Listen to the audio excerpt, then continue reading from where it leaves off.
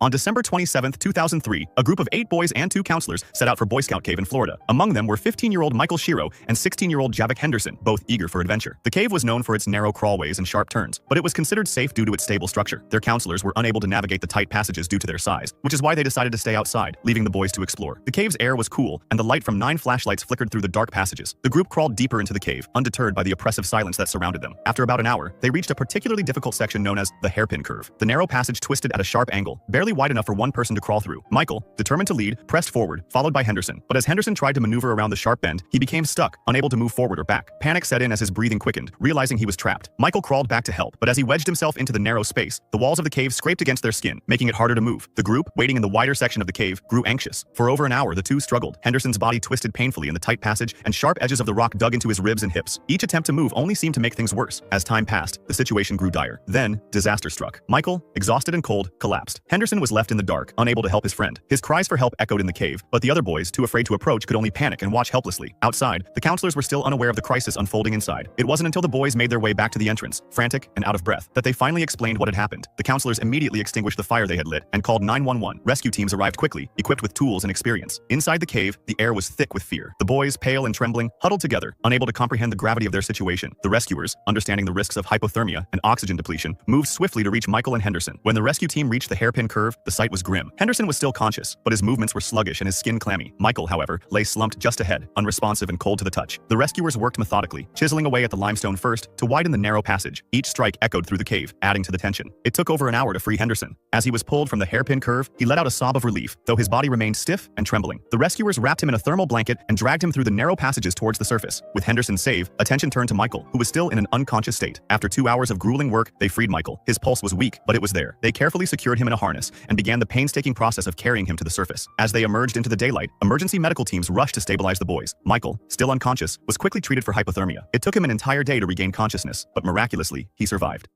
Red Knolls Cave Rescue.